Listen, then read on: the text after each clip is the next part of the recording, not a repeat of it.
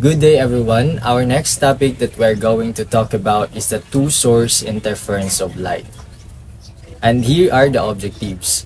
At the end of the lesson, students will be able to understand the concept of phase difference, learn how the phase difference between two waves affects their interference pattern, determine whether it leads to constructive or destructive interference. Main law of wave interference from two coherent sources, the difference in path from two coherent sources to a point in space leads to phase difference delta phi of two waves at this point R2 minus R1 over wavelength is equal to delta phi over 2 pi.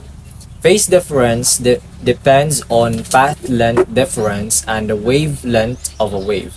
Depending on a phase difference, two waves are added constructively or destructively. When two waves from coherent sources such as two speakers emitting sound waves reach a point in space, they can interfere with each other. This interference can either be constructive or destructive, depending on the phase difference between the waves. Phase difference refers to the differences in the position of the waves at a given point in time.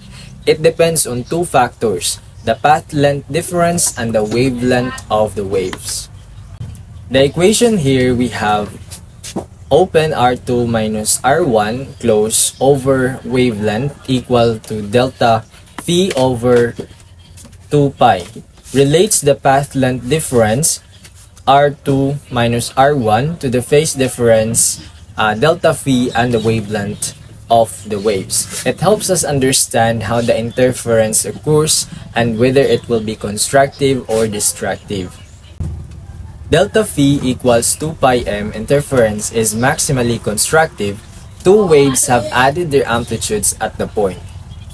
When the phase difference delta phi between two waves is a whole number multiple m of 2 pi, it means that the waves are perfectly in sync and their amplitudes add up at the point where they meet. This is what we call maximally constructive interference.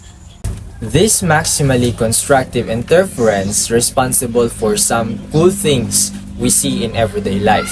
For example, when the light passes through a thin film of oil and water, it can create colorful patterns.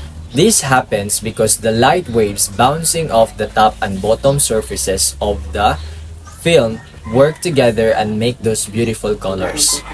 So, when the phase difference between two waves is a multiple of 2 pi, it's like they're high-fiving each other and teaming up to make a bigger impact.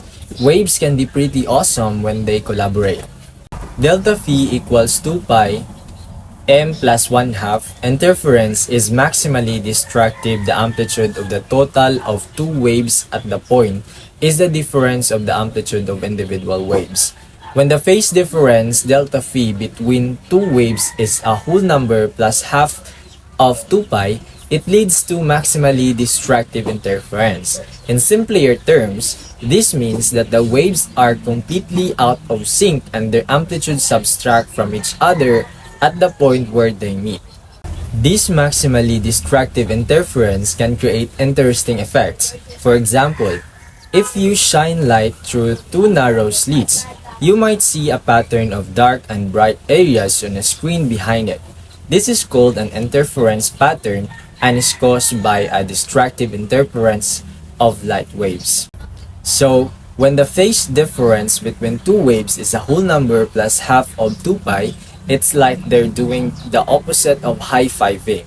They're working against each other and the resulting wave is weaker. If the amplitude of two coherent waves are the same at the point of constructive interference, the amplitude doubles, while at the points of complete destructive interference, it is exactly zero. The wave perturbation vanishes. When two coherent waves interfere constructively, their amplitudes add up. So if the amplitudes of two waves are the same, when they meet at the point of constructive interference, the resulting amplitude doubles. It's like when you combine two equal size of waves in the ocean, and the resulting wave becomes twice as old. On the other hand, When the waves interfere distractively, their amplitudes subtract from each other. If the amplitudes of two waves are equal, at the point of complete distractive interference, the resulting amplitude becomes zero. It's like when you have two equal-sized ripples in a pond that meet and cancel each other out, leaving the water surface undisturbed. So, constructive interference makes the wave bigger and stronger, while distractive interference makes it vanish. The places of maximally constructive interference are called antinodal places. The places of maximally distractive interference are called nodal places. In terms of path length difference, the condition for maximally constructive interference is R2 minus R1 equals m wavelength. In simpler terms, this means that the extra distance traveled by one wave compared to the other is a whole number multiple of the wave. Imagine two friends running around in a circular track. If one friend complete an extra lap compared to the other friend, they will meet up to the starting point again. This is similar to what happens with waves and path length difference. So, when the path length difference is a whole number multiple of a wavelength, the waves meet up in phase and reinforce each other at the antinodal places, resulting in maximally constructive interference. It's like when two runners synchronize their steps and each other give a high five as they pass by. Understanding the conditions for constructive interference help us explain how waves interact and create interesting patterns and phenomena. Superstition principle. When two or more waves overlap, the resultant displacement at any instant is the sum of the displacement of each of the individual waves. Imagine you have two friends playing on a trampoline. Each friend creates their own set of waves by jumping up and down. When their waves meet, the trampoline surface will move up and down based on the combined effect of both waves. The resulting displacement of the trampoline at any point will be the sum of the upward and downward movements caused by each friend's waves. The superstition principle helps us understand how waves interact and create complex patterns. Hence, far from the sources R to D, the places of constructive interference are lines called antinodal lines in the directions of constant angles to source separation that satisfy D sin theta m equals m wavelength. When two sources of waves are far apart from each other compared to the distance from them to a particular point, we can observe a phenomenon called constructive interference. In this case, the waves from both sources combine in the way that creates areas of maximum intensity, which we call antinodal lines.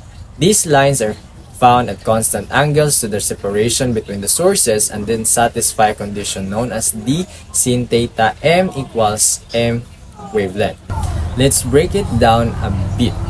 D represents the distance between the two sources. Theta m represents the angle of which we find the antinodal lines. Wavelength is the wavelength of the waves. M is the integer that determines which order of the interference pattern we are observing.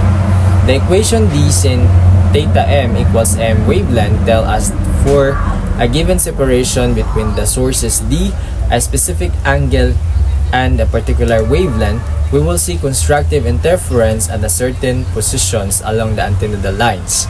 The integer m determines the order of the interference pattern, with m equals 0 representing the central maximum.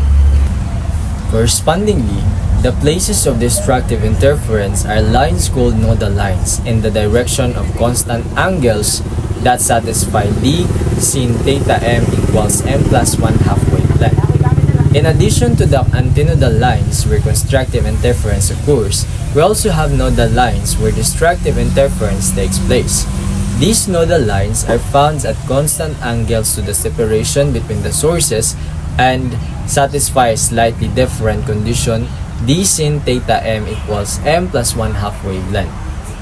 The equation D sin theta m equals m plus 1/2 wavelength tell us that for a given separation between the sources D, a specific angle theta m, and a particular wavelength, we will observe destructive interference at certain position along the nodal lines. The integer m still determines the order of the interference pattern, but now we add 1/2 to it.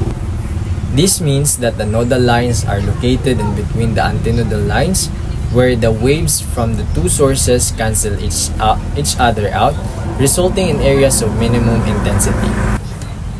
So that is all my part. Jay Pugosa will continue the discussion.